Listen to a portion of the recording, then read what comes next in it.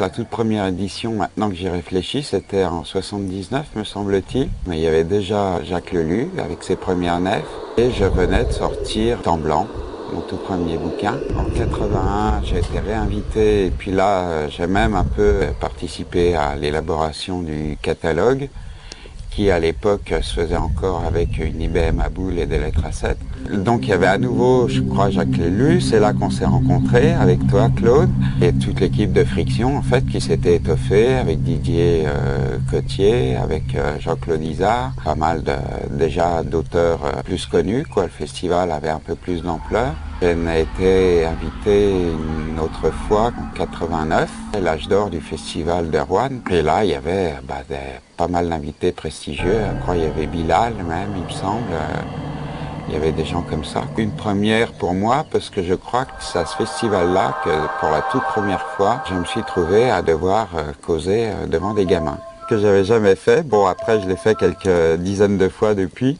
Édition 2005, de nouveau Château de la Roche. C'est là que je retrouve Didier Cotier, Claude Yvan Sédanou, et pas Jacques Lelu malheureusement, mais peut-être qu'il viendra la prochaine fois. Peu à peu, j'ai découvert que la SF, c'était sous couvert d'une littérature du futur.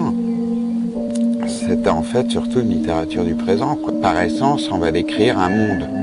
Donc une société, un univers, une société, un monde global en devenir. Et ce monde global en devenir, situé généralement dans le futur, fatalement s'inspire du monde présent, quoi. Les écrivains de SF ne sont pas des voyageurs temporels qui viennent du futur, hein. Ils sont bien, ils vivent dans leur existence quotidienne, donc ils s'inspirent du monde présent forcément. Pour moi, la SF est évidemment une littérature du présent. Alors, est-ce que la SF peut mener à la littérature générale? Je pense que oui, mais justement, enrichi de cette culture globale que donne la SF, quoi. Quand on écrit une histoire de SF, ça implique d'avoir des connaissances un peu dans un tas de domaines, quoi, historiques, scientifiques, politiques, sociaux, psychologiques, évidemment. La SF, forcément, mène à une culture globale du monde. J'ai en tête un univers, une espèce d'histoire du futur qui, curieusement, a démarré quand j'ai découvert les nefs de Lelu.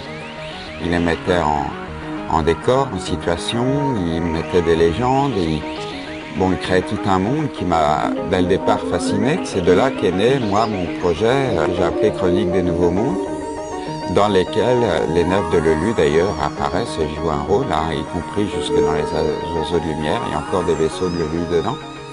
Dernier bouquin paru en 2001. Cet univers s'est concrétisé en roman, 4 ou 5 romans et une bonne quinzaine de nouvelles qui ont été écrites sur 20 ans à peu près, quoi. Et périodiquement, j'y reviens de temps en temps pour une histoire, une nouvelle, une idée de roman, etc. C'est un univers que je porte en moi depuis 80, je peux dire. Donc ça fait presque 25 ans que j'ai cet univers en moi.